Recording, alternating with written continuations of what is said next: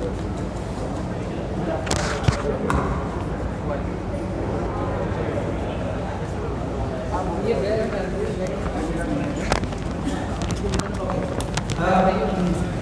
कार्यक्रम शुरू होने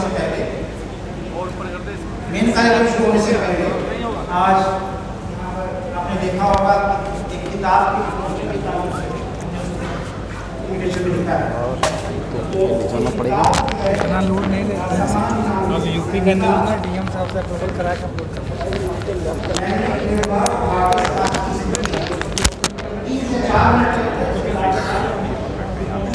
बैठ जाते सर पे बैठे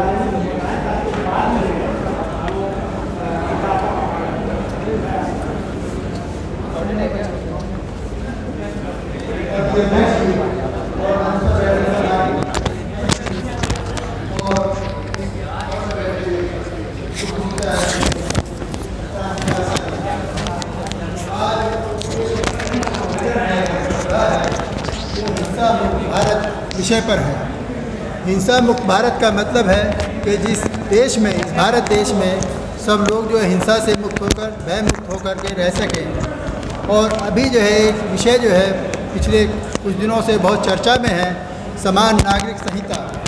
तो समान नागरिक संहिता और लैंगिक भेदभाव और भारतीय समाज की स्थिति, इस विषय पर एक किताब जो है हमारी एक कार्यकर्ता हैं, नेता हैं, श्रीमती कमलेश माधौरिया जी, उन्होंने वो किताब लिखी है और उस किताब का आज विमोचन होना है।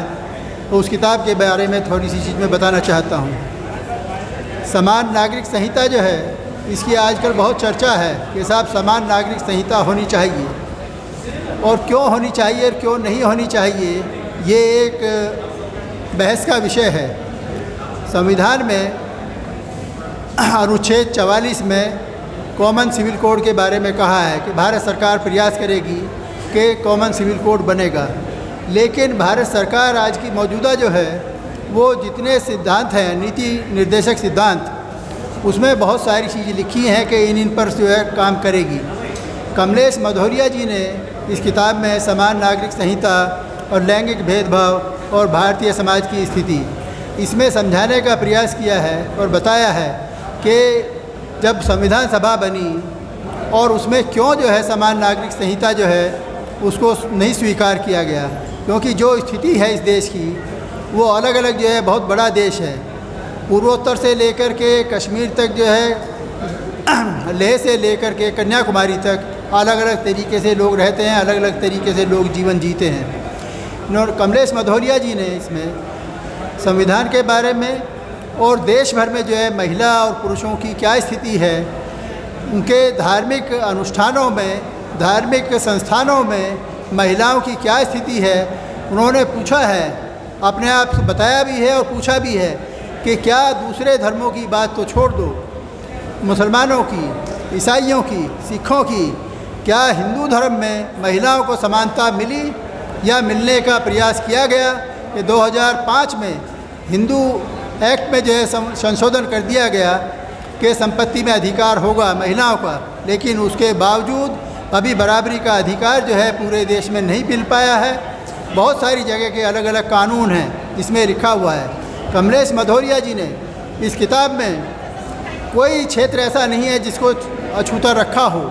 इन्होंने लेकर के अमेरिका से, फ्रांस से, यूरोप से और इस देश के पूर्वोत्तर से लेकर के कि किस तरीके से जो है धारा अनुच्छेद 371 जो है उसमें किस तरीके से पूर्वोत्तर भारत को अलग अधिकार दिए हैं और क्यों दिए हैं, उस पर भी चर्चा की है।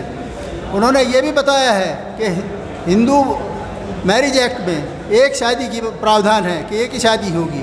इन्होंने उदाहरण दे करके बताया है कि हिंदू समाज के जो ताकतवर लोग हैं वो किस तरीके से एक से ज़्यादा शादियाँ उन्होंने करके कानून को तोड़ने का और उसको जो ठेंगा दिखाने का काम किया है। कमलेश माधौरिया जी ने, ये एक बहुत वंचित समाज से निकली हुई महिला हैं, ये कोई प्रोफेसर भी नहीं रही हैं। इनके पति प्रोफेसर थे दिल्ली यूनिवर्सिटी में, प्रोफेसर माता दीन जी। इन्होंने जो है कहीं पत्रकारिता भी नहीं की है। आज की तारीख में जो है इनको, जिसको पहले हाउस वाइफ कहते हैं, अभी सुप्रीम कोर्ट के हमारे चीफ जस्टिस साहब ने कहा हाउस मेकर, तो इन्होंने घर को और समाज को बनाने के लिए जो प्रयास किया है पिछले लंबे समय में, और ये लगातार जो है महिलाओं के लिए, वंचित समाज के लिए बराबर जो संघर्ष करती रहती हैं और इस किताब में उन सारी चीज़ों को इन्होंने उकेरने का काम किया है।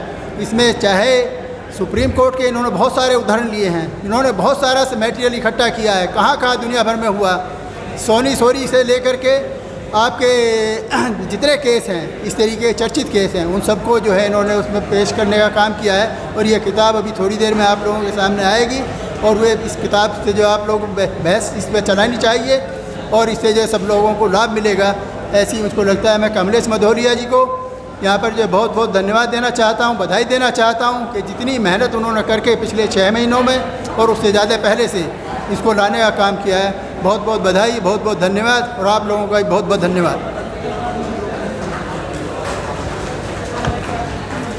मेरा सभी से विनम्र आवेदन है कि बराए मेहरबानी आपस में बात ना करें।